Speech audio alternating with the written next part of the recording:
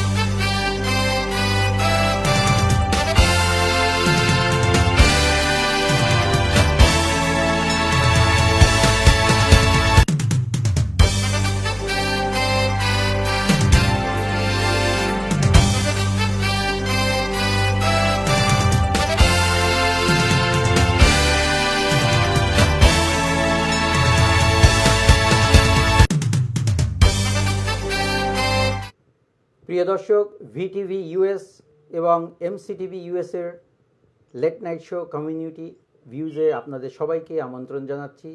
আমি শাহেদ করিম। আমি কাজী শামসুল হক। কাজী শামসুল হক ভাই, আসসালামু আলাইকুম। ওয়ালাইকুম আসসালাম ওয়া রাহমাতুল্লাহি ওয়া বারাকাতুহু। আচ্ছা, আমরা বরাবরের মতো আজকেও 7 মিনিট লেট করে ফেললাম। ইনশাল্লাহ নেক্সট টাইম 10টার সময় শুরু করব ইনশাল্লাহ। শুরুতেই আমরা মনে হয় শুরু করি। এই যে পদ্মা সেতুর একটা নিউজ এসছে প্রথম আলোতে।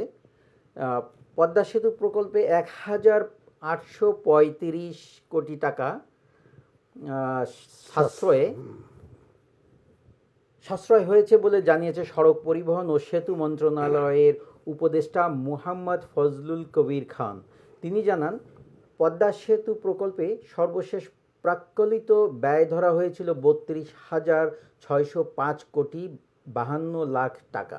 ব্যয় সংকোচন নীতি গ্রহণ করে এখন চূড়ান্ত ব্যয় দাঁড়িয়েছে 30,770 কোটি 14 লাখ টাকা।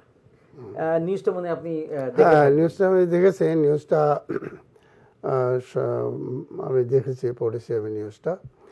তো এটা একটা ভালো খবর যে সত্যি এরকম ভালো লাগছে যে পদ্মা সেতুতে যে পরিমাণ ব্যয় সর্বশেষ অনুমান করা হয়েছিল, যে একটা ব্যয় ধরা হয়েছিল, সেটার চেয়ে খরচ কম হয়েছে। তাহলে এখানে একটা জিনিস বোঝা যায় যে কত টাকা এখানে 1,08,80,00,000-র উপরে টাকা, 80,00,000 কোটি, 1,80,00,000 কোটি টাকার ব্যয় সাশ্রয় হয়েছে। তাহলে ব্যয়টা কত বেশি করে ধরা হয়েছিল প্রথম দিকে, এটা তো সর্বশেষ যে ব্যয়টা ধরা হয়েছিল সেটা সম্পর্কে বলা হয়েছে। তাহলে ব্যয়টা কত বেশি করে ধরা হয়েছিল সেটা একটা আভাস সেখানে পাওয়া যায়, এবং এই অতিরিক্ত ধরেই ব্যয় করা হয়েছে। শেষের দিকে গিয়ে হয়তো একটু অনুশোচনা বা দেখা গেছে যে ইয়েটা তো বেশি, লাভটা তো বেশি নিয়ে নিলাম বা চুরিটা বেশি করে ফেললাম, এটা চোরেরও অনেক সময় অনুশোচনা হয়, সেটা হইতে পারে, সেটা হয়েছে। তবে পদ্মা সেতুতে যদি সঠিকভাবে পদ্মা সেতুটা করা হতো তাহলে এই ব্যয় অনেক কম হইতো। এবং এই প্রসঙ্গে আরেকটু কথা বলা যায়, সেটা হলো যে বলা হয়েছে যে এটা নিজস্ব ব্যয় করা হয়েছে, নিজেদের পকেটের পয়সা খরচ দিয়ে করা হয়েছে।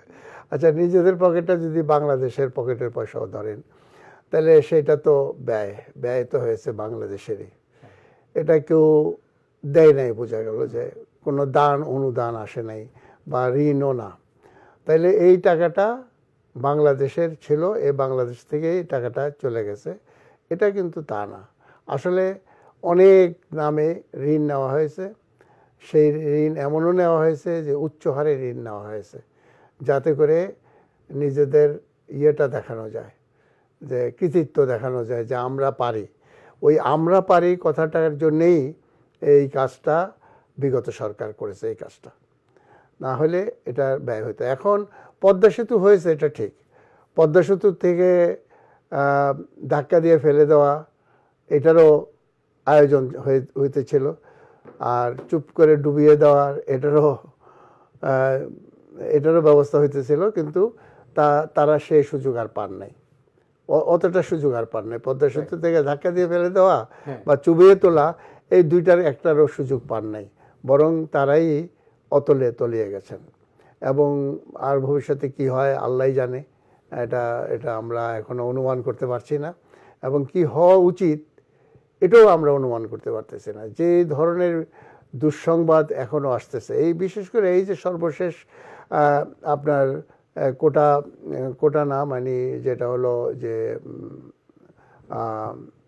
বৈষম্য বিরোধী আন্দোলনটা, ছাত্ররা যেটা দিয়ে শেষে আন্দোলনটাকে বুস্ট আপ করা হয়েছিল, এটা কিন্তু দীর্ঘদিনে আপনি শুধু মনে যদি করেন যে না বিগত কোটা বিরোধী আন্দোলন আর ছাত্রদের এখনকার আন্দোলন, এটা মনে করলে কিন্তু হবে না। এই দুইটা একটা সূচনা, একটা শিক্ষা গ্রহণ করা হয়েছে ওই জায়গাতে, যদি করে থাকে আর কি, যারা নাকি নিষ্পেষিত হচ্ছিলেন, যারা নির্যাতিত হইতেছিলেন, তারা একটা শিক্ষা পেয়েছিলেন যে এইভাবে করা যায়। জাগরণটা এমনভাবে তুলতে হবে যে আপামর মানে আবাল বৃদ্ধ শিশু বনিতা সবাইকে নামতে হবে না মাঠে, এবং সর্বশ্রেণীর লোককে যদি সম্পৃক্ত করা না হয়, এবং ছাত্র জনতা তো একটা বিশেষ অংশ, এটা বলতে হবে, তাইলে আন্দোলন উঠবে না। আচ্ছা, সেই সময়ের আন্দোলনের পরে দীর্ঘ সময় গেছে, আরও নির্যাতনের সময় গেছে, এবং রাজনৈতিক দলগুলো কিন্তু জনগণের মধ্যে তাদের যে গ্রহণযোগ্যতা নাই এটা বলতে পারেন না। না হয় এই যে কলা গাছের মানে কি বলে এটাকে ভেলা বানিয়ে সেই সবের মাধ্যমে মানুষ সাঁতরিয়ে, নদী সাঁতরিয়ে এই সমাবেশে অংশগ্রহণ করেছিলেন। কিন্তু সেই সময়ে আন্দোলনটাকে ম্যাচিউর করে আন্দোলনটাতে নেমে পড়ার মতো যে মনোবৃত্তিটা, এটা সৃষ্টি করা হয় নাই। অথবা এমন হয়েছে যে নেতৃত্বের মধ্যে কিছু দুর্বলতা ছিল, বা নেতৃত্ব সঠিক সিদ্ধান্ত নিতে পারে নাই, সেটাও আমরা বলতে পারি। যেমন মনে করেন 28শে অক্টোবরে যে ইয়েটা হলো, সমাবেশটা পল্টনে হলো এবং সেখানে সাউন্ড গ্রেড মারা হলো, করা হলো, সেই সময়টা কিন্তু খুব কঠিন ব্যাপার ছিল না। হয়তো জানমালের আরও ক্ষতি হইতো, জানের ক্ষতি হইতো, আরও হইতো। সে একটা লোক মারা যাওয়া তো একটা বিরাট ক্ষতি, একটা জাতি মারা যাওয়ার সমান। তো সেই সময়ে যদি বলিষ্ঠভাবে কেউ দাঁড়াইতে পারতো, ওই যে সুমন দাঁড়িয়েছিল, সুমন না ওই ছেলেটার নাম, আমি নামটা ভুলে যাই, ওই যেই ছেলেটা বুক পেতে গুলি নিল, যে আমি নামটা মনে করতে পারছি না, হ্যাঁ জায়গাটা এক্ষুনি মনে পড়ছে না। তো যে ওই যে বুক পেতে গুলি নেওয়ার মতো সাহসিকতা, সেটা নামতে হয়। একজন নূর হোসেনের দরকার হয় সব আন্দোলনে, যে নাকি পিঠ পেতেই হোক আর বুক পেতেই হোক গুলি নিতে পারবে, গুলি নেওয়ার সাহস। এবং এই সাহসটা আমি এর আগেও একটু উল্লেখ করেছিলাম। একটা জিনিস মনে করেন, একটা বয়সের ব্যাপার আছে, টিন এজ যেটাকে আমরা বলি, এটা কিন্তু একটা মারাত্মক সময়। সেই সময়টা কিন্তু কোনো যুক্তি মানে না, মানে জীবনের ভয় বা মান ইজ্জতের ভয় কোনো কিছু না। সেটা বয়স, সেইটা হয় কি, সেটা মধ্যে আমি সাধারণভাবে বলতেছি, সাধারণভাবে সেটা হলো তখন একটা কিছু যেটা মাথায় আসে, যেটাকে বিশ্বাস করে বা যেটাকে ধারণ করে, যে প্রতিশ্রুত হয়, সেটা সে করে যাবে যে কোনো অবস্থাতে। এটা প্রেমই হোক, আর এটা সংগ্রামী হোক, আর এটা ভালো প্রতিষ্ঠার জন্যই হোক বা খারাপ কাজই হোক, এটা হয়। এটা বয়সের একটা ব্যাপার আছে। তো ওই বয়সের ছেলেপেলেরা যখন নেমে গেছে, তারপর তার সাথে যারা বিবেকবান ছিল, তারা তখন তাদের বিবেক আর কাজ করে নাই যে আমি মরবো, আমি মরলে কি হবে, আমার সন্তানের কি হবে, এই যে একটা ভয়, সেই ভয়টাও কিন্তু তাদের মন থেকে যারা বয়স্ক তাদের মন থেকেও চলে গেছে। তারা মনে হচ্ছে এই শিশু যদি প্রাণ দিতে পারে, এই যুবক যদি প্রাণ দিতে পারে, তাহলে আমার জীবন রেখে লাভ কি, এটা তখন চলছে।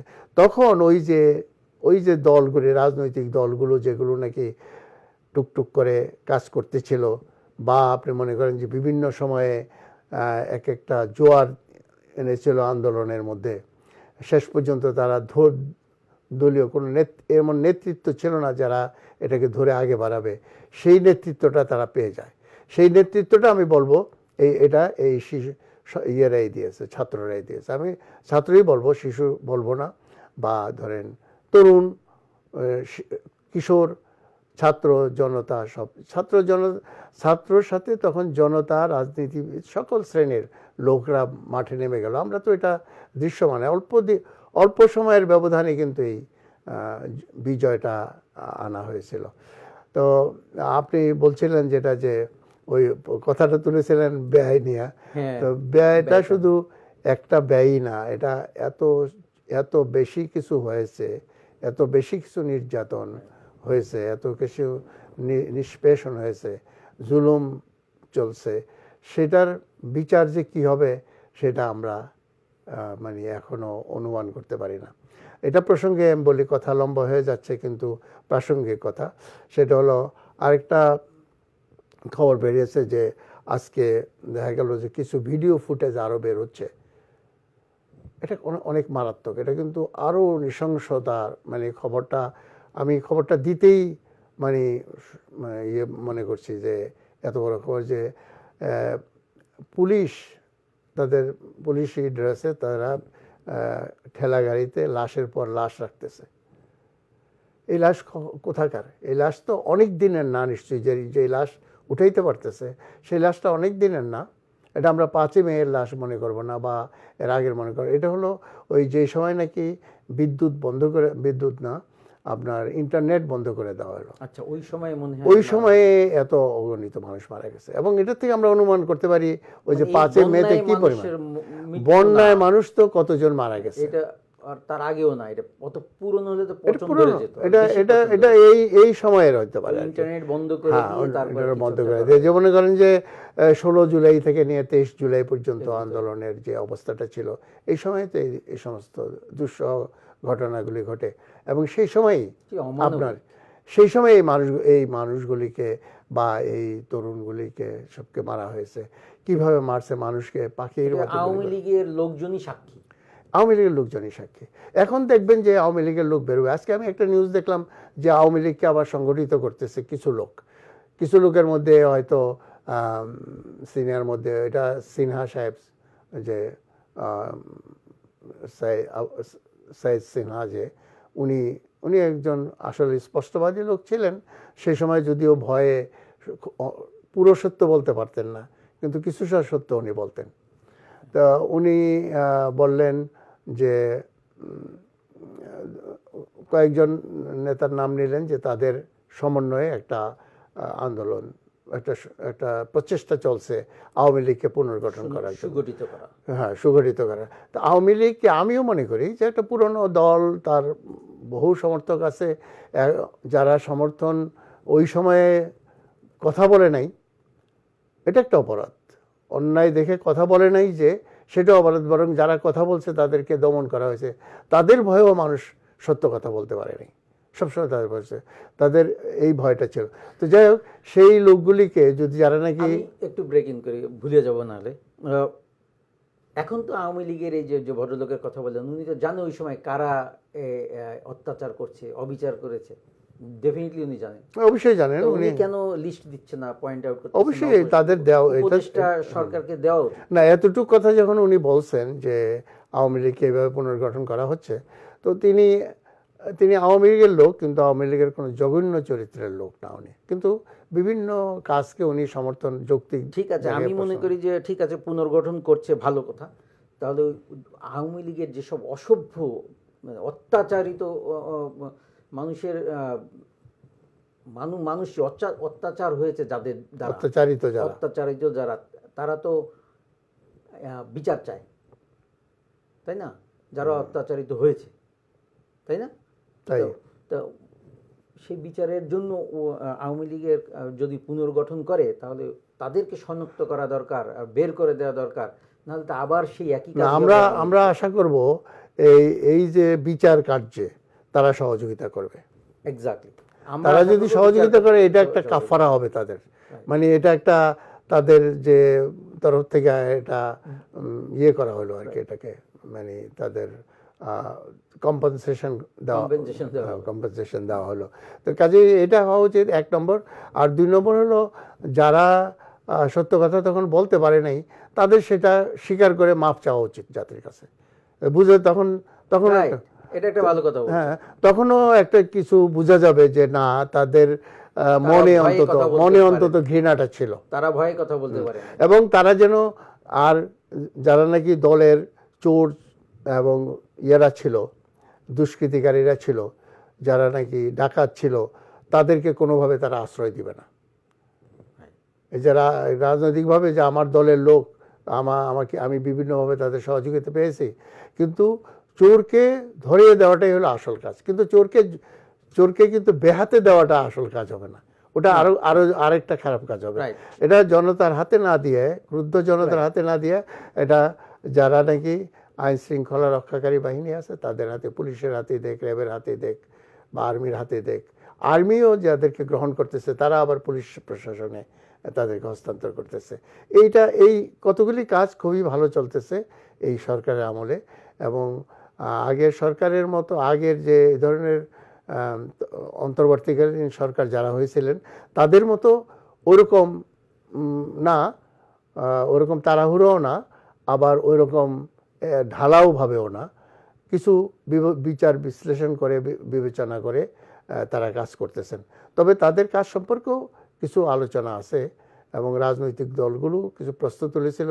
সাথে সাথেই প্রধান যে অন্তর্বর্তীকালীন সরকারের প্রধান ছিলেন, প্রধান উপদেষ্টা, তিনি সব রাজনৈতিক দলদেরকে ডেকে তাদের সাথে উনি পরামর্শ করেছেন। এটা আমি একটা ভালো দিক দেখি। এবং রাজনৈতিক দলগুলোর মধ্যে যেমন বিএনপি অত্যন্ত রাজনৈতিক ধৈর্যের পরিচয় দিচ্ছে, এবং রাজনৈতিক কৌশলও তাদের ভালো মনে করি। তবে সরকারকে চাপে রাখতে হবে। জামাত ইসলামও যে সমস্ত কথা বলেছেন, তাদের বড় 2 দলই দেখি আমি, যাদের পরামর্শ সংবাদপত্রে আসছে। তো সেখানে তাদেরকে আরও ধৈর্যের পরিচয় দিতে হবে, আরও কৌশলের পরিচয় দিতে হবে। রাজনৈতিক চাপ সৃষ্টি রাখবে, এটা সত্যি কথা, কিন্তু সাথে সাথে তাদেরকে অংশগ্রহণ করতে হবে। বিশেষ করে এখন সবচেয়ে বেশি প্রয়োজন হলো বন্যার্তদের পাশে দাঁড়ানো। তাদের যে দুঃখ দুর্দশা বাড়ছে দিন দিন, যতই পানি কমছে তাদের দুঃখ দুর্দশা ততই বাড়ছে। তো কাজেই তাদের পাশে দাঁড়াতে হবে, তাদেরকে প্রমাণ করতে হবে যে আমরা জনগণের জন্য রাজনীতি করি। আমাদের রাজনীতি ক্ষমতায় যাওয়ার জন্য না। ক্ষমতায় যাওয়ার জন্য তাদের আফলাতুন করলে চলবে না, মানে হইচই করা বা মানে অধৈর্য হওয়া, এটা হওয়া ঠিক হবে না। কোনো রাজনৈতিক নেতা কর্মীরই মধ্যে এটা আসা উচিত না। এখন প্রত্যেককে দেশ সেবায় নিয়োজিত হয়ে, জনসেবায় নিয়োজিত হয়ে প্রমাণ করতে হবে যে আমাদের রাজনীতি দেশের জন্য রাজনীতি, আমাদের রাজনীতি জনগণের জন্য রাজনীতি। দেশের সার্বভৌমত্ব রক্ষা, জনগণের জানমালের রক্ষা এবং জনগণের সেবা করা আমাদের উদ্দেশ্য। এটা আমি আরেকটা নিউজ দেখতেছিলাম এখানে, অন্তর্বর্তী সরকারকে সহায়তা করবে সুইজারল্যান্ড পাচারে টাকা ফেরতের উদ্যোগ। এটা কি আপনি দেখেছেন? এটা আমি দেখেছি এই জিনিসটা। আচ্ছা, S Alam, summit, Bashundhara, Orion, নানা সহ কয়েকটি ব্যবসায়ী গ্রুপের টাকা পাচারের তথ্য চেয়ে যুক্তরাষ্ট্র, যুক্তরাজ্য, সিঙ্গাপুর, সংযুক্ত আরব আমিরাত সহ আরও কয়েকটি দেশে টাকা পাঠানো হয়ে, দেশের চিঠি পাঠানো হয়েছে।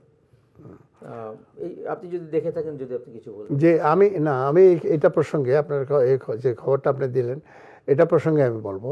দেখেন, সুইজারল্যান্ডে কিন্তু দেশের সব রাজনীতিবিদ, দেশের না, আমাদের দেশের না, সারা বিশ্বেরই সুইজারল্যান্ডে টাকা পয়সা, এটা জানা, এটা প্রকাশ্য কথা, মানুষে বলে এটা, যে সমস্ত টাকা পয়সা মানুষ চুরি করা ওখানে রাখে। এটা কোনো একটা মেকানিজম সেখানে আছে যে টাকাটা রাখলে তার টাকাটা বাজেয়াপ্ত হবে না বা যা কিছু। কিন্তু সরকার চাইলে, যে কোনো দেশের সরকার চাইলে সেটা করতে পারে। কিন্তু বাংলাদেশের এই বিষয়টা তুলে ধরতে হবে যে কিভাবে মানে দুর্নীতি হয়েছে এখানে, কিভাবে টাকা চুরি করা হয়েছে, মানে দেশের একদম শীর্ষ ব্যক্তির থেকে শুরু করে দলীয় নিম্ন পর্যায়ের একজন পিয়ন পর্যন্ত যেভাবে টাকা চুরি করেছে, তাদের কলা কি বলে না, আঙ্গুল ফুলে কলা গাছ হয়ে যাওয়া, আমি মনে করি কলা গাছ না, একবারে বট গাছ হয়ে যেতে চাইছিল ওরা। এরকম যে চুরি করে না এমন কোনো পর্যায়ে লোক ছিল না। একটা পিয়নের যে অবস্থা দেখলেন, যে বাড়ি ঘর, তার যে গাড়ি, এতগুলি গাড়ি, তার যে মানে বিলাসিতার যে পরিমাণ, বিলাসিতার যে চিত্র আমরা দেখেছি, সেটাতে ওইটা একটা বিরাট কাজ হবে যদি টাকা ফেরত আনা যায় বিভিন্ন দেশ থেকে। এবং সব দেশেই প্রধান উপদেষ্টা আমাদের যিনি ডক্টর ইউনূস, উনি সারা বিশ্বে একটি ফিগার। তো কাজেই আমি এর আগেও বলছি যে এই বন্যায় যদি উনি সাহায্য চান, তাহলে বাংলাদেশের টাকার বন্যা হয়ে যাবে, আবার অর্থের বন্যা হয়ে যাবে। আসলে ওনার এরকম যে সৌদি রাষ্ট্রদূত দেখা করেও বলছেন যে আমরা সব রকমের সাহায্য সহযোগিতা করবো। টার্কি বলছে যে আমরা সব ধরনের, তাদের টিম পাঠাচ্ছে তারা। এরকম আপনার এই যে টাকাটা উনি যে ফেরত টাকা আনার ব্যাপারে, আগে তো ফেরত আনার ব্যাপার নিয়ে মিথ্যা গল্প তৈরি হইতো যে অমুক দেশ থেকে এত টাকা, অমুকের এত টাকা নিয়ে আসছে, সেই লোক হয়তো সেই দেশে তার কোনো ব্যাংক অ্যাকাউন্টই নাই। এটাও প্রমাণিত হয়েছে। যাক, আমি কোনো রাজনৈতিক দলের পক্ষে বা বিপক্ষে বলতে চাচ্ছি না, কিন্তু আমি বলতে চাচ্ছি এটা যে টাকা আনার যে কাহিনী, গল্প কথা যেগুলি, সেগুলি হবে না ইনশাল্লাহ, আশা করি। এখন যে কজন উপদেষ্টা আছেন তাদের মধ্যে বেশ কজন আছে যাদের উপরে আমি সত্যিকারভাবে আস্থা রাখতে পারি যে তারা টাকা চুরি করবেন না কোনো দিন। তো শয়তান তো টাকার সাথে সাথে শয়তান থাকে, কিন্তু টাকাটাও এক ধরনের মানুষকে উস্কানি দেয়, বুঝলেন, একটা টেম্পটেশন দিতে থাকে, উত্তাপ দিতে থাকে। আমি তো খরচ করার জন্যেই, খরচ করলে কি হবে, এমন সব যুক্তি দেখায়, শয়তানের যুক্তি, এমন সব যুক্তি, ভালো পথে যুক্তি দেখাবে। এই যে তুমি কিছু টাকা নিয়ে গরিবকে দিয়ে দাও, তোমার দেশে যারা সামর্থ্যহীন আছে তাদেরকে দাও, তোমার টাকা তো খরচ হবে। এরকম করে কিন্তু প্রলোভন দেখায়। এবং গদি দুইটা জিনিসই, একটা হলো অর্থ আর একটা হলো চেয়ারে বসলে ওই চেয়ার থেকে সহজে মানুষ উঠতে চায় না, ক্ষমতা ছাড়তে চায় না। তো ক্ষমতা ছাড়তে চায় না, তাকে ছাড়াইতে হয়, আর অর্থের লোভটা কঠোরভাবে দমন করতে হয়। তা আমরা আশা করি দেশে টাকা ফেরত আসে যদি, তাহলে আমাদের দেশের স্বাভাবিকভাবেই আমাদের দেশের উন্নয়ন হবে। এই টাকাগুলি তো দেশেই খরচ হবে, উন্নয়ন হবে। আর যে এখন যে রিলিফ আসছে, এখন যে বন্যার্তদের জন্য যে সাহায্য আসছে, সেই সাহায্য যদি প্রপারলি বিতরণ হয়, যেমন শেখ মুজিবুর রহমান সাহেব বলছিলেন তখনকার রেড ক্রসের প্রধানকে, যে কম্বল তো এত প্রত্যেকের জন্য একটা করে পাওয়ার কথা, আমার ভাগেরটা তো পাই নাই। তো এমন যেন না হয়, সবাই যেন একটা করে কম্বল পায়, রিলিফের টাকাটা সঠিকভাবে বন্টন হয়, তাইলে আমরা মনে করব যে দেশ উন্নতি হবে ইনশাল্লাহ।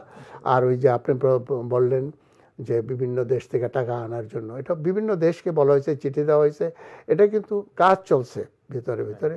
এগুলি হলো সলিড কাজ, এগুলি কাজ, লোক দেখানোর কাজ, সেলফি তোলার কাজ, প্রচার করার জন্য প্রেস রিলিজ, আবার ফুটেজ পাঠানো টিভি মিডিয়ার অফিসে, এগুলি কোনো কাজ না। কাজ যেটা এখন যে হচ্ছে, যে এই কাজ নাকি প্রচার নীরবে কাজ হচ্ছে, সেটাই কাজ। এটা জি বলেন। আমি আরেকটা নিউজ দেখলাম, আমি বলি এখানে, এইটা হচ্ছে আপনার, এটা প্রথম আলোতে, নৃশংসতা রোধে জাতিসংঘকে পাশে চায় বাংলাদেশ, মানবাধিকার লঙ্ঘনের ঘটনা তদন্তে জাতিসংঘের মানবাধিকার বিষয়ক হাই কমিশনার ফলকার টুর্ককে প্রধান উপদেষ্টা ডক্টর মোহাম্মদ ইউনূস চিঠি পাঠিয়েছেন। এটি আপনি সম্বন্ধে কিছু জানেন না? এই সম্পর্কে আপনি যে নিউজটা বললেন, এটাই বিস্তারিত আমাদের নিউজটা আছে। তো এটাও একটা কথা যে জাতিসংঘও চায় যে একটা বিচার হোক এবং সুবিচার হোক, সেটা তদন্ত হোক। এবং আপনি জানেন যে তদন্ত কমিটি তো করা হয়েছে, একটা তদন্ত কমিটি, আরেকটা তদন্ত কমিটি সামরিক বাহিনীর মধ্যে হয়েছে। তো এটা তো জানেন যে সামরিক বাহিনীর বিচারটা সামরিক বাহিনী করে, মানে সেনাবাহিনী, হ্যাঁ, সেনাবাহিনীর যে বিচার, তাদের নিজস্ব একটা জগৎ আছে, সেখানে বিচারটা হয়।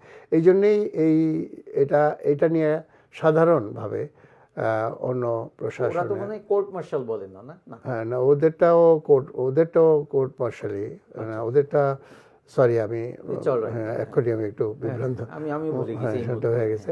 তো তাদের বিচারটা আলাদা হয়, সেখানে তাদের বিচার হয়, সেই কোর্ট মার্শাল বলে এটাকে, মনে হয়। Court martial. তো কোর্ট মার্শালের বিচারে যেটা হয়, এই জন্যেই অনেক বিচার নিয়ে প্রশ্ন তোলা হয়, রাজনৈতিকভাবে প্রশ্ন তোলা হয়, রাজনৈতিকভাবে মাঠ গরম করা হয়, কিন্তু সেই সব বিচার কিন্তু প্রকাশ করার জন্য না। সেটা বিচার একবার হয়ে গেলে সেটা হয়ে গেছে, এটা ধরে নিতে হবে। আর না হলে এত সুশৃঙ্খল বাহিনী ঠিক রাখা যাবে না। তো সেখানে বিশৃঙ্খলা মাথাচাড়া দিলেই সেটাকে দমন করে ফেলতে হবে, এবং এটা যেভাবেই হোক, যত কঠোর হবে দমনটাও তত কঠোর হবে, নিষ্ঠুর হবে। দয়া মায়া নিয়ে ওই সময় ওখানে কোনো কাজ হবে না। আমি আর একটু পেছন থেকে আনতে চাই, আপনি যে বললেন যে পুলিশ বাহিনী এখন লাশ পাচ্ছে, অনেক লাশ লাশ নিচ্ছে, হ্যাঁ, লাশ কোথা থেকে পাচ্ছে, আনতেছে কোথা, কি সম্বন্ধে জানেন কিছু? হ্যাঁ, এটা সম্পর্কে তো আপনি আপনি এই মাধ্যমগুলি যে প্রচার করতেছে, এটা তো সবগুলিতে যে আমরা বিশ্বাস করব না তা তো না। প্রচার মানে সবগুলোকে বিশ্বাস করবো না আমরা। সামাজিক মাধ্যমে তো আসলে নিউ মিডিয়া কি, নিউ মিডিয়ার মধ্যে তো এগুলি পড়ে। তো এদেরকে তো একটা, এটা আমাদের দেশে যেটা হয়ে গেছে সেটা হলো যে কোনো রকমের গুজবকে আমরা ছড়াইতে খুব পছন্দ করি, এবং গুজব শুনতেও আমাদের কান খুব মজা পায়। গুজবের কথা শুনলে যদি বলি যে লক্ষ লক্ষ মারা গেছে, এই কথাটা শুনতে খুব মজা পায়, কিন্তু লক্ষ লক্ষ এটার একটা অর্থ আছে। মানে আরবি সাহিত্যের মধ্যে একটা জিনিস আছে যে আপনি তাদের গণনার যে একটা সীমা, এগুলি নির্দিষ্ট কয়েকটা ধাপ মাত্র। এই যে আমরা যেমন লক্ষ, হাজার, কোটি বলি, এটা ছিল না। যেমন 7 একটা সংখ্যা, 10 একটা সংখ্যা, 100 একটা সংখ্যা, বুঝলেন? তো এইরকম সংখ্যা ছিল। তো এই একটা সংখ্যা বলার মানে হলো এটা অসংখ্য। ওইগুলির একটা যে কোনো একটা টার্ম হিসেবে ব্যবহার হয় আরবিতে। কোরআন শরীফের মধ্যে যেমন উল্লেখ আছে সওয়াবের ব্যাপারে, মানে রিওয়ার্ডের ব্যাপারে আছে, পাপের ব্যাপারে আছে। তো এগুলি সম্পর্কে একটা সংখ্যা যখন বলা হয় তখন এটা ধরে নিতে হবে যে এটা অসংখ্য। তো আপনি ঠিক তেমনিভাবে আপনার এই যে লক্ষ্য বললেই কিন্তু এটা লক্ষ্য হয়ে গেছে তা না। হ্যাঁ, লক্ষ্য না হয়ে গেছে তা না, কিন্তু এই লক্ষ্য আমরা বলবো কেন? যেখানে হাজার, যেখানে 100, সেখানে ওইভাবে বলতে হবে। এগুলি তো একটা ধাপ। বললেন 7, 10, 100। হ্যাঁ, এটা আরবির কথা বলছি, আরবিতে। এটা কোরআন শরীফের মধ্যে আপনি কোরআন শরীফ পড়লে, যারা পড়েন তারা জানেন যে এরকম বলা হয়েছে যে একটা কাজ করলে, যেমন রোজার মাসে একটা কাজ করলে একটায় 70টা নাকি পাওয়া যায়। 70 কিন্তু 70 না, মানে কয়েক 70 পাওয়া যায়। ওই যেমন শত আমরা বলি, ওই রকম কথাটা। তো এনিওয়ে, সেটা আমি বলতে চাই যে এই রিউমারের কারণে নিউ মিডিয়ার একটা মানুষের কাছে গ্রহণযোগ্যতা কমে যাচ্ছে। কিন্তু এটা নিউ মিডিয়ার অংশ। এই যে সামাজিক মাধ্যম বলেন, ফেসবুক বলেন, আপনার টুইটার বলেন, বা আপনার মনে করেন ইনস্টাগ্রাম বলেন, অথবা আপনি মনে করেন যে অনলাইন দিয়ে তো এটা শুরু হয়েছে, তারপরে আপনার ফেসবুকের কথা বলছি, ইউটিউব। তো এইগুলি কিন্তু এই নিউ মিডিয়ার অংশ। এটা আপনি মনে করেন 2000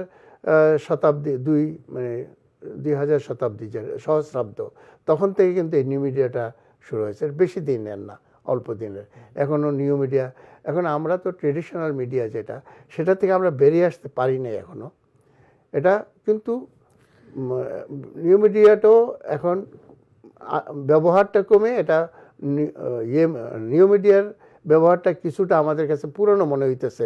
এই ফেসবুক এটা পুরনো হয়ে গেছে। আমি একটু বলি, আমিও কিন্তু ট্রেডিশনাল নিউজ থেকে বেরোয় আসতে পারতেছি না, এই জন্য যে মিডিয়াটা ফেসবুক, আমি কাকে বিশ্বাস করব? অথেন্টিকেট নিউজ কিনা? হাজার হাজার মানুষে পারলেই, আমার ছেলেরও একটা টিভি চ্যানেল আছে, হ্যাঁ, তো ওরকম টিভি চ্যানেলের মালিক সবাই, আমি কাকে বিশ্বাস করব? আমি এই জন্য এখনো ভাবি বাংলাদেশের যে চ্যানেলগুলো আছে, ওই চ্যানেলগুলোকে আমি বিশ্বাস করি যে ওরা অথেন্টিকেট কিছু একটা, ওরা মিথ্যা ক্রস চেকের একটা ব্যাপার আছে মিডিয়াতে। তবে না, আপনাকে আমি একটা আশ্বস্ত করতে চাই, সেটা হলো কি যে এইটা থাকবে না, এই অরাজকতা বা এই ধরনের যে গুজবের যে ছড়াছড়ি, এটা থাকবে না, একটা পর্যায়ে চলে আসবে। এটা পর্যায়ে আসবে কখন?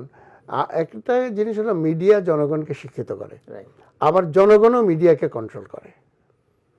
আমি বিশ্বাস করবো না, আপনি যখন মনে করেন আপনি ওই যে দেখেন এটার একটা জিনিস আমি বলি, সোজা সহজ কথা, সব বেশি মানুষ যেটা বোঝে, ফেসবুকে লাইক যদি দেন আপনি, তাহলে তার বোঝা যায় যে তার গ্রহণযোগ্যতা বেশি এবং তার কথাটা। এখন ফেসবুকে যদি আপনি একটা ভুয়া নিউজ দেখেন, সেটা যদি আপনি লাইক না দেন, লাইক না দিয়ে যদি আপনি কোনো তার বিপক্ষে মন্তব্য বলেন, এটাও কিন্তু তার পক্ষে যাবে, কারণ ওটার যে নির্ধারণ হয় তার ক্লিকটাই বোঝা যায়। যেমন দেখেন ভিউয়ার থাকে, তো এখন একজনের লাইক কম দিল কিন্তু ভিউয়ার বেশি হয়ে গেল, এইগুলি সব একাকার হয়ে গেছে এখন। তা আপনি দেখবেন বেশি দিন না, আপনি এখন দেখেন ভার্চুয়াল জিনিসটার কিভাবে এত বেশি ইয়ে হয়ে গেল, পপুলার হয়ে গেল এই প্যান্ডামিকের কারণে। মানুষ বাধ্য হয়ে তখন মানুষ বাইরে যেতে পারছে না, টেলিফোনও করতে পারছে না, মানে ওই যোগাযোগটা, কমিউনিকেশনটা কারণে সবাই এখন ভার্চুয়াল অফিস করে, ভার্চুয়াল ক্লাস করে, ওইটা ওই সময় থেকে ছিল কিন্তু করতে চাইতো না কেউ। কিন্তু হ্যাঁ, এই পদ্ধতিটা তখন প্রচলন, কলেজে গিয়ে ক্লাস করে। এই যে এক্সিকিউশন থেকে কিন্তু আপনি যে কার্যকর যদি না হয় কোনো জিনিস, তাহলে সেটা কার্যকরী হয় না। তো সেই জন্য আপনার সেই সময় এটার প্রচলনটা বেড়েছে, এটা হয়তো আরও 10 বছর পরে আজকের এই পর্যায়ে আসতো। এর কারণে এটার একটা মানে বলতে পারেন যে নিয়ম বহির্ভূত একটা বিস্ফোরণ হয়ে গেছে জিনিসটা, যার ফলে কিছুটা তো অসুবিধা হবেই, ভেজাল হবে না হবে, এটা ঠিক হয়ে যাবে, কারণ মানুষ তো বুঝতেছে, শিখতেছে, দেখতেছে। তখন ওই লোকটার আপনি দেখেন আন্দোলন সম্পর্কে অনেক ফেসবুকে প্রচুর ভিউয়ার হয়ে গেছিল তাদের। এখন কিন্তু কাকে বিশ্বাস করব, এত ভিউয়ার, এখন কিন্তু এটা থেমে গেছে। যখন পানি যখন থমথম করে না, একটা কথা বলে না, জোয়ার হয়ে গেলে একটা পরিবেশ, তো এইরকম একটা এখন কিন্তু একটা থমথমে পরিবেশ এই নিউ মিডিয়ার ওই জগতেও। এখন আমি আপনাকে আশ্বস্ত করতে চাই এটা, যে আমি বিশ্বাস করি যে এইটা এমন একটা স্তরে আসবে যখন মানুষ এটাকে গ্রহণ করবে, ব্যবহার করবে, তাদের ব্যবহারিক জীবনে সব কিছুতে এটা চলে আসবে। এটা অবশ্যই থাকতে হবে। যুগের যে পরিবর্তন হয় এটাকে আপনাকে গ্রহণ করতে হবে। আপনি এটা মানে ওই আমার ছেলেরও টিভি আছে এই কথা বললে আপনাকে গোসা করার কোনো কারণ নেই। আমি গোসা করছি না, আমি বলছি আর কি যে আপনার প্রতিক্রিয়া দেখানোর কোনো কারণ নেই। হ্যাঁ, এটা ঠিকই, এটা মনে করেন তিনি যে বলেন যে আমার ছেলের টিভি আছে, তার মানে হলো তার ছেলেকে একটা আইফোন কিনে দিচ্ছে $1200 দিয়ে হয়তো, বা $1300 দিয়ে একটা আইফোন কিনে দিচ্ছে, বা লেটেস্ট ফোনটাই কিনে দিচ্ছে। তখন সে কি করছে, সে ইউটিউব চ্যানেল খুলছে, একটা ফেসবুক চ্যানেলও খুলছে, একটা ধরেন বড় জোর একটা ইউটিউব চ্যানেল খুলছে। ফেসবুকটাকে চ্যানেল বলে না, কিন্তু ইউটিউব চ্যানেল। তো ইউটিউব চ্যানেলের মধ্যে তো আপনি দেখেন সব কিছু আসতে থাকে, সব কিছু যেতে থাকে। তো এখন তার ছেলের হয়তো ভিউয়ারও হয়ে গেছে অনেক, তার কাছে খুশি লাগছে যে আমার ছেলে এটা করতেছে, কিন্তু চেক অ্যান্ড ব্যালেন্স বলতে যেটা বোঝায় সেটা করার মতো তো ক্যাপাসিটি আমাদের মতো অভিভাবকদের নেই। না থাকার কারণে আমি আমার সন্তানের সামান্য একটা আবিষ্কারকে বা সামান্য একটা কৃতিত্বকে খুব বড় করে ফুলিয়ে ফাঁপিয়ে না বললে আমার মনে তৃপ্তি আসে না। এইটার থেকেও এটা আসছে। তো এই যে অবস্থাটা, এই যে অভ্যাসটা মানুষের, এই অভ্যাসটা আস্তে আস্তে কমে যাবে। এটা মানে ক্রস চেকের কারণে হবে আর কি। আপনি বললেন না এত লোক মারা গেছে, ওইখানে কতজন লোক গেছিল, মিছিলে কতজন লোক ছিল, তাহলে কি সব লোক মারা গেল? আপনি যখন এই প্রশ্নটা করবেন তখন তার মধ্যে থাকবে যে না, এর পরের বার যখন মৃত্যুর খবরটা উনি বলবেন, উনি একটু চেক করে নেবেন নিজের কাছে, একটু ফ্যাক্ট চেক করা যেটা। তো এরকম বিভিন্ন সংগঠনের মধ্যে ফ্যাক্ট চেকার থাকে, তারা চেক করে এটা জানায়, ওইরকম লোক আছে। তো সব জায়গায় এখন একটা চ্যানেল খরচ করতে আমরা টাকা পয়সা খরচ করবো না। মনে করেন আপনি চ্যানেল করেছেন, আপনি একজন প্রফেশনালি, আপনি একজন ব্রডকাস্টার, তো কাজে আপনি জানেন যে আপনার কী কী ইকুইপমেন্ট, কী কী হলে আপনি সুন্দরভাবে ব্রডকাস্ট করতে পারবেন, লেটেস্ট কোন জিনিসটা আসছে এটা জানেন আপনি। আমি সেটা জানি না, আমি কি করব, 4টা ক্যামেরা নিয়ে আমি একটা কৃতিত্ব দেখাবো যে আমার তো চ্যানেল হয়ে গেছে, একটা ব্যাকড্রপ দিয়ে দিলাম বা আমি একটা গ্রিন করে নিলাম, আমি আর এর বেশি কিছু জানি না। আমি এমন লোকও আমার সহকর্মী হিসেবে আমি পেয়েছি যে আমাকে অনেক কথা বলছে। আপনি তো শিশুর কথা বললেন যে আমার ছেলেরও একটা চ্যানেল আছে, কিন্তু সেই আমার সহকর্মীর হয়তো তার কয়েক লাখ ভিউয়ার আছে। এখন ভিউয়ার আর তার ফলোয়ার কিন্তু এক জিনিস না। তো তিনি আমাকে হয়তো বললেন যে আমি এই জানি ওই জানি, আমি নিউজ পড়তে জানি, আমি ওটা, হ্যাঁ নিউজ পড়তেও জানি সে, কিন্তু সে ভিডিও এই জানে সেই জানে, অনেক কথা বলল। কিন্তু আসার পরে আস্তে আস্তে ক্রমান্বয়ে যখন আমার কাজের প্রয়োজনে তাকে জানতে চাইলাম, যখন দেখি যে সে ক্যামেরাও ধরতে জানে না, কিন্তু চাপাবাজিটা জানে। মানে কথা সুন্দর করে বলতে হবে। চাপাবাজি শব্দটা আমি বললাম আমি পজিটিভ, কনভিন্স করার জন্য যা দরকার চাপাবাজিটা, না আমি চাপাবাজি শব্দটা পজিটিভ হায়ার করছেন, পজিটিভ বললাম, পজিটিভ অনুযায়ী আমি ধরে নিয়ে বলছি যে ওই চাপাবাজিটা করলে আপনাকে কনভিন্স করার জন্য, আপনি কনভিন্স হয়েছেন? আমি হয়েছি, আমি তো পরে আমি হয়তো চিন্তা করলাম না, আমি একদম স্পেসিফিক কিছু বলতে চাই না, আমি উপমা হিসেবে বলতে চাই যে মনে করেন যে আমি ওই কনভিন্স হয়েছি, বা আমি এটা মনে করছি আচ্ছা ঠিক আছে সে করতে জানে না, কিন্তু তার একটা গুণ তো আছে, গ্রহণযোগ্যতা আছে, কথা বলতে পারে, তো ঠিক আছে তাকে যদি কাজে লাগানো যায়। কিন্তু তার মধ্যে যদি আবার চৌর্যবৃত্তি থাকে, তার মধ্যে যদি ধরেন মানে লুকায় ছাপায় কাজ করার অভ্যাস থাকে, তাহলে তো তাকে দিয়ে আর আমার হবে না। সে যদি আমার ইকুইপমেন্ট নিয়ে তার নিজের কাজ করে, তার ফেসবুকের সমৃদ্ধি করে, তাইলে তো হবে না।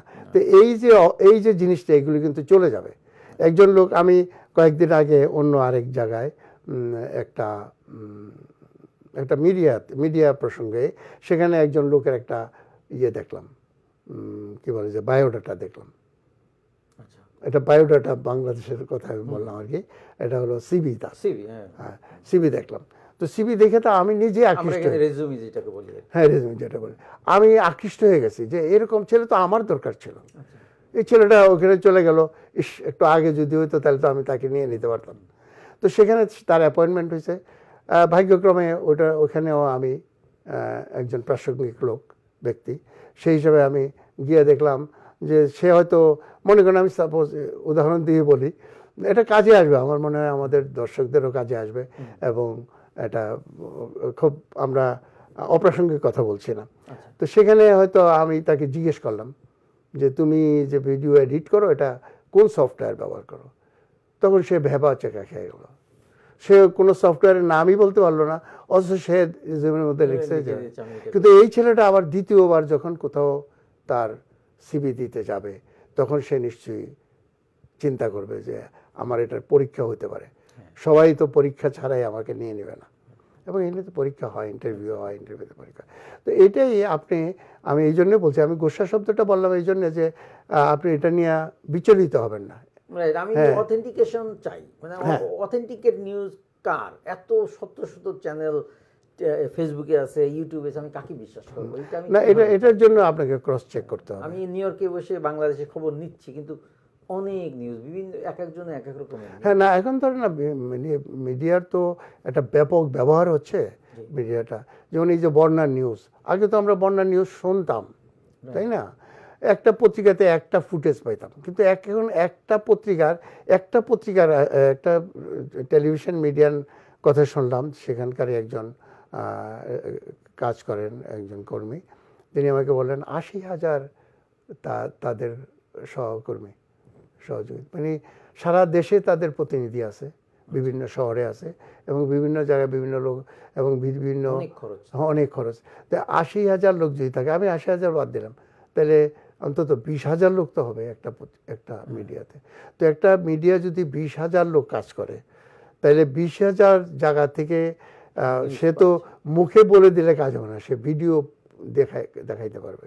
আবার ভিডিওর মধ্যে হয়তো ধরেন না ভিডিও এডিট করে বলে আর কি, এটা হলো মানে এটা হলো আপনার পজিটিভ কথা। ভিডিও এডিটিং না, ভিডিও চুরি করে, কেটে মাথা কেটে আরেকজনের বসাই দিল, এটা করলো, খুব সুন্দর, এটাও করতে পারে। কিন্তু এটা করলেও এখন ধরা পড়ে। এখন আপনার টেকনোলজি এমন যে এটা পুরো করতে পারবে না। আগে যেমন পাসপোর্ট, গলা কাটা পাসপোর্ট ছিল, এতে হাজার হাজার, শত শত বলবো না, হাজার হাজার লোক বিভিন্ন দেশে গলা কাটা পাসপোর্ট দিয়ে গেছে। এখন কি পারে? এখনো পারে না। তো টেকনোলজি দিন দিন উন্নয়ন হবে, আপগ্রেড হবে, তখন দেখবেন যে তখন আপনার বিশ্বস্ততা জন্মাবে। আপনার বিশ্বস্ততার জন্য তখন আপনাকে বেশি খুঁজতে হবে না। ওইরকম ওই যে বড় বড় টেলিভিশনের মতো, তখন আপনার টিভিও দেখবেন যে আরও ব্যাপকভাবে আরও ব্যাপক ক্রস করার হবে। তো আপনার যারা আমরা মিডিয়া করছি, আমরা কোনো নিউজ দেওয়ার সময় পত্রিকাতেই দেই আর টিভিতে এটা প্রচার করি, দেওয়ার সময় আমাদের অবশ্যই সত্যতা। আপনি যে বললেন, এটার বহুত রকমের উপায় আছে, সেইগুলি অবলম্বন করে আমরা এটা করতে পারবো। আপনিও সেটা করবেন, তখন আপনার মনে আর অশান্তির কারণটা হলো এটা যে আপনি দেখছেন যে ওই বড় বড় মিডিয়াতেও মিথ্যা নিউজ প্রচার হয়ে যায়। সেটাও একটা কারণ আপনার মানে বিরক্ত হওয়ার বা করার। তো ইনশাল্লাহ সব কিছুই একটা লাইনে আসবে, আমাদের দেশও একটা লাইনে আসবে আশা করি। মানে 2 দিন আগেও, 2 দিন না বলবো যে 4 সপ্তাহ আগেও মানুষ কিন্তু বাংলাদেশ সম্পর্কে হতাশ ছিল, ইনক্লুডিং মাইসেলফ। অনেক হতাশ ছিল, কারণ এর আগে আমি অনেক আগাম কথা লিখে ফেলতাম, এক্সক্লুসিভ মানে ব্রেকিং বলতাম, যেটা ফলে যেত, এরকম হইতো। তো এটা অভিজ্ঞতার কারণে হয় মানুষের। কিন্তু এইবার আমার অভিজ্ঞতা যেন ফেল করতেছিল বারবার। তখন আমি সান্ত্বনা এইভাবে পাইলাম যে একটা লোকের সাজা দিতে হলে তার সাজার পরিমাণ বাড়াইতে হবে। যদি আমি তাকে কঠোর শাস্তি দিতে হয়, তাহলে তার অপরাধের পরিমাণটা ওই পর্যন্ত যেয়ে পৌঁছতে হবে।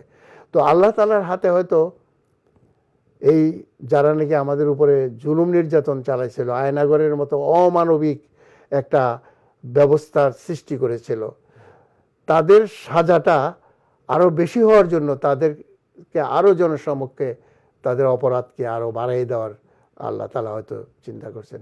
আল্লাহ তো অবিচার করেন না। আয়নাগরের কথা বললে আবার মনে পড়লো আর একটা কথা। গতকালকে রাত্রে আমি ভাবছিলাম যে লাস্ট টাইম আমরা কথা বললাম আয়নাঘর নিয়ে, এক হোম কেয়ারের মালিক বললো যে সব দেশে আয়নাঘর আছে। হ্যাঁ, আমরা আমাদের দেশটা তো এখন নতুন করে সাজাচ্ছি, আয়নাঘর ছাড়া এটা তো আপনার, হ্যাঁ অবশ্যই একটা ওই যে আমি কথাটা বলি কল্যাণ রাষ্ট্র, বুঝলেন, একটা কল্যাণ রাষ্ট্রের চিন্তা করতে হবে যে সব জায়গায় বিচার থাকবে, জুলুম হবে না, ইনসাফ হবে, ইনসাফ ভিত্তিক রাষ্ট্র ব্যবস্থা হবে। আপনি ইনসাফ ভিত্তিক কিন্তু এই না যে আপনি 10টা খেয়েছেন বলে আপনি 10টা কলা খেয়েছেন, সেই জন্য আমাকে 10টা কলা খেতে হবে, তা না। ইনসাফ হলো এটাই, আপনি যে কয়টা কলা খেতে পারেন আপনি খাবেন, আমি যে কয়টা কলা খেতে পারি সেই ওটা কলাই আমি খাবো। তো এইটা হলো ইনসাফ। আপনার চাল চলন, আপনার জীবন পদ্ধতি, জীবনযাত্রা একভাবে আপনি গড়ে উঠছেন, আপনি 3 বেলা খান। আমি হয়তো গ্রাম থেকে আসছি, আমি 3 বেলা খেয়ে অভ্যস্ত। সকালবেলা ভাত দিয়ে নাস্তা করি, দুপুরবেলা ভাত দিয়া আমি লাঞ্চ করি, রাত্রে সন্ধ্যার দিকে আবার আমি একটা কিছু নাস্তা করি, চিরামুড়ি যাই হোক একটা নাস্তা করি, আবার রাত্রে আমি আবার আরেকটা ভোজ খাই। তো এই একটা আমার অভ্যাস। আর আপনার হলো কি, আপনি ব্রেকফাস্ট করেন আর আপনি ডিনার করেন, এই যে আপনার একটা জীবনযাত্রা, এটা তো আমি একদিনে পারবো না। তাই কাজে আমার প্রতি ইনসাফ এটা হবে না যে আমাকে আপনি ওই বগকে থালার মধ্যে খাবার দেওয়ার মতো অবস্থা হয়ে যাবে। আপনি আমার প্রতি ইনসাফ এটাই করবেন যে আমি 3 বেলা খাই, আমার ওই 3 বেলার পরিমাণ, আপনি 2 বেলা যেভাবে খান সেভাবে আপনার খাওয়া খেতে। আমি আপনাকে অন্য জায়গায় নিয়ে গেলাম কথায়, আমি আমার শেষ করতে দিলাম না, সরি। আমি ওই পুলিশ যে শত শত লাশ পাচ্ছে, আপনি যে নিউজটা জানেন সবটুকু একটু দর্শকদের জন্য বলেন। না, আমি নিউজটা এতটুকুই জানি যে পুলিশরা একটার পর একটা লাশ রাখতেছে। আচ্ছা, কোথা থেকে রাখতে, কেন রাখতে? হ্যাঁ, কোনো একটা জায়গাতে কোথা থেকে সে লাশটা রাখতেছে, একটা জায়গা থেকে রাখতেছে, যাই হোক আর কি। এটা আমি আরেকটু পড়ছিলাম, কিন্তু আমার সম্পূর্ণটা হুবহুভাবে স্মরণ নাই। আমি এইটুকু কথা আমার হুবহু স্মরণ আছে যে একটার উপর একটা লাশ রাখতেছে। এই যে একটার উপর একটা লাশ রাখতেছে, অনেকগুলো লাশ বলেই তো একটার উপর একটা লাশ রাখতেছে। এটা কত বড় একটা মানুষ মারা যাবে, মানুষের লাশটাকে খুব সম্মানের সাথে এটার দাফন কাফন করবে বা সৎকার করবে, যার যেভাবে হোক ধর্মীয় একটা, এটার সাথে ধর্মীয় একটা বিষয় থাকে, তো সেভাবে সেটা করবে, এটা সম্মান দেখাবে। একটা ব্যক্তির লাশ নিয়ে মানুষ যাচ্ছে, আল্লাহর রসুল আমাদের যিনি শেষ ফাইনাল নবী রসুল্লাহ মোহাম্মদ রসুল্লাহ সাল্লাম, তিনি দাঁড়িয়ে গেলেন, তার সাথে লোকরা দাঁড়াইলো এবং একজন বলল এটা তো ইহুদির লাশ, তিনি বললেন যে এটা তো মানুষের লাশ। তো একজন মানুষ মৃত অবস্থায় তাকে এই শ্রদ্ধাটা, সম্মানটা তাকে জানানো, এটা তো একটা কল্যাণ রাষ্ট্রে এটা হতে পারে আর কি মানুষের। তো একটা লাশ, এটা লাশই। তো এই যে লাশগুলিকে এইভাবে একটার উপর একটা ফেলছে, এটা শুনেই আমার কাছে একটা শরীরে শিহরণ দেওয়া হচ্ছে, মনে হয় যেন আমার লাশ ওর মধ্যে আছে। এটা এরকম, আল্লাহ যেন এরকম না করে কোনো মানুষের মৃত্যুটাকে, আল্লাহ তারা যেন সম্মানের সাথে মৃত্যু দেয় এবং সম্মানের সাথে তার লাশটাকে সৎকার করার আল্লাহ তৌফিক দেয় সবাইকে, এটা চিন্তা করছি। আপনাকে ধন্যবাদ। আর আসলে আপনাকে ধন্যবাদ দেওয়ার কিছু নেই, আমরা আমাদের নিজেদেরই প্রোগ্রাম আমরা প্রায় 45 মিনিট হয়ে গিয়েছে, 43, আজকে বেশি লঙ্গার হয়ে গিয়েছে। আমরা চাইছিলাম যে 26 মিনিটস বা 25 মিনিটস করব। তো আপনি দর্শকদের উদ্দেশ্যে কিছু বলে এন্ডিং করেন। হ্যাঁ, না, দর্শকদের উদ্দেশ্যে আমার একটাই কথা, যে যদি কেউ ধৈর্য ধরে শুনে থাকেন, তারা অন্য যদি মনে করেন যে হ্যাঁ এই কথাগুলির মধ্যে কিছু গ্রহণযোগ্য কথা আছে এবং এগুলির মধ্যে যদি কিছু মনে করেন যে আরও কাটছাট হওয়া, অবশ্যই কাটছাট হওয়া দরকার, সংশোধন হওয়া দরকার, সেটা আপনার কাছ থেকে আমরা সরাসরি পরামর্শ চাই। আর যদি মনে করেন যে না এই কথাগুলি আরও কিছু লোক শুনলে তারাও উপকৃত হবে, তাইলে তাদেরকে আপনারা জানাবেন, আপনার ভাই বন্ধুকে, আত্মীয় স্বজনকে, আপনার পরিচিত জনদেরকে, আপনার ফেসবুকের বন্ধুদেরকে, আপনার ইউটিউবের যারা ফলোয়ার আছে বা আপনার যারা দর্শক আছে, তাদেরকে আপনারা আপনাদের নিজস্ব মাধ্যমের মাধ্যমে আপনারা জানাবেন এবং তারা যেন আমাদের অনুষ্ঠানটা দেখেন এবং আপনি আমাদেরকে সঠিকভাবে পরামর্শ দিতে পারেন, সেই কামনা রেখে আজকের মতো আমরা আপনাদের কাছ থেকে বিদায় নিচ্ছি। আপনারা যে যেখানেই থাকেন ভালো থাকবেন এবং আল্লাহ তাআলা আপনাদেরকে শান্তি মতো রাখুক, এটাই দোয়া করি। আসসালামু আলাইকুম। প্রিয় দর্শক, আজকে এই পর্যন্তই।